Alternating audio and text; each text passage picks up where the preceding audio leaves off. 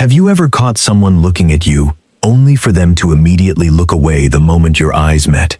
Maybe it happened in a meeting, on a first date, walking down the street, or even during a conversation with someone you've known for years. Your mind probably filled in the blanks. Did I do something wrong? Are they hiding something? Do they dislike me? But here's what's fascinating. Eye contact is one of the most misunderstood forms of body language. The absence of eye contact doesn't automatically mean deception, disrespect, attraction, or discomfort. In reality, people avoid eye contact for dozens of different reasons, and the true meaning often depends on everything happening around that single moment. If you learn how to recognize the patterns instead of judging one isolated behavior, you'll stop making unnecessary assumptions and start understanding people on a much deeper level. Because every day, people reveal pieces of their emotional state without saying a single word. The question is, are you noticing the right signals? Your brain loves filling in the gaps. Imagine you're introducing yourself to someone at a networking event. You smile. You extend your hand. They shake it politely, but barely look at your face. Instantly, your brain begins writing a story. They're not interested. They think they're better than me. They don't like me. Have you ever caught yourself doing exactly that? Psychologists call this a form of rapid social judgment. Your brain evolved to make quick decisions because, thousands of years ago, quickly interpreting another person's intentions could mean survival. But in modern life, those snap judgments often lead us in the wrong direction. Research in social psychology shows that humans naturally create explanations when information is missing. When someone avoids your eyes, your brain tries to complete the story, even when the real explanation could be completely different. Maybe they're shy. Maybe they're overwhelmed. Maybe they're concentrating on choosing their words carefully. Or maybe they're simply exhausted after a stressful day. This is why experienced behavioral experts like Joe Navarro, a former FBI behavioral specialist, emphasize looking for clusters of behaviors rather than relying on one gesture alone. One cue rarely tells the whole story, but the next reason people avoid eye contact surprises almost everyone. Sometimes it has nothing to do with you. Think back to the last time you felt nervous. Maybe it was during a job interview, an important presentation, meeting your partner's family. What happened to your eyes? Many people naturally break eye contact when anxiety increases. Why? Because direct eye contact is emotionally intense. From an evolutionary perspective, prolonged eye contact has often been associated with challenge, dominance, intimacy, or threat. Your nervous system reacts accordingly. For someone experiencing social anxiety, maintaining eye contact can actually increase stress. Their heart beats faster. Their thoughts race. Their attention shifts inward. Ironically, the more they want to make a good impression, the harder it becomes to maintain comfortable eye contact. Have you ever spoken to someone who kept glancing down while answering your questions, yet everything else about them seemed friendly? That's an important clue. If they're smiling naturally, speaking openly, nodding along, and their posture remains relaxed, avoiding eye contact may simply reflect nervousness, not rejection. Most people never notice this distinction. And misunderstanding it has ended countless conversations before they even had a chance to grow. But anxiety isn't the only reason eyes wander. Looking away can actually help people think. Here's something counterintuitive.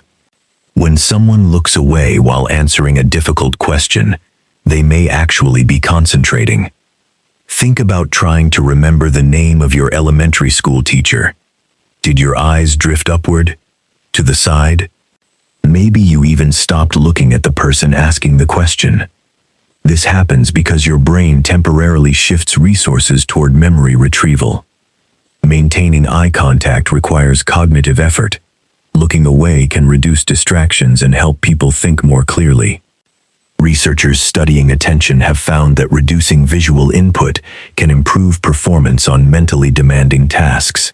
So if someone briefly breaks eye contact while recalling details, solving a problem, or choosing their words carefully, don't immediately assume dishonesty. Paul Ekman's work on deception also reminds us that there is no single reliable body language signal that proves someone is lying. Despite popular myths, liars don't always avoid eye contact, and honest people often do. Instead of asking, "Did they look away?" ask yourself, what else changed? Did their voice suddenly tighten? Did their story become inconsistent? Did several unusual behaviors appear together? That's where meaningful patterns begin. And speaking of myths, there's one belief about eye contact that refuses to disappear. The biggest lie we've been told about eye contact. You've probably heard it before. If someone won't look you in the eyes, they're lying. It's simple, easy to remember, and often wrong. In fact, many skilled liars deliberately maintain unusually strong eye contact because they know people expect the opposite. Meanwhile, truthful people may naturally look away while remembering events or managing uncomfortable emotions. Imagine two coworkers. One confidently maintains eye contact while inventing an excuse for missing a deadline. The other looks down repeatedly while admitting they made an honest mistake. Which one appears more trustworthy? Most people choose the wrong answer. Behavioral science consistently shows that deception is complex. There is no universal lie detector hidden in someone's eyes. That's why professionals focus on changes from a person's normal behavior rather than stereotypes. If someone's usual communication style suddenly changes under pressure, that shift may deserve attention. One isolated glance? Probably not. The next signal, however, can reveal something much more personal. Eye contact changes with social status. Walk into any room and quietly observe. Who speaks first? Who interrupts? Who comfortably holds eye contact? Who looks around for approval before speaking?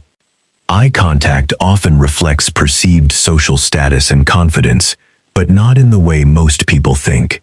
Confident people usually maintain comfortable, relaxed eye contact. Notice the word comfortable. Not intense. Not staring. Not trying to dominate. Just present.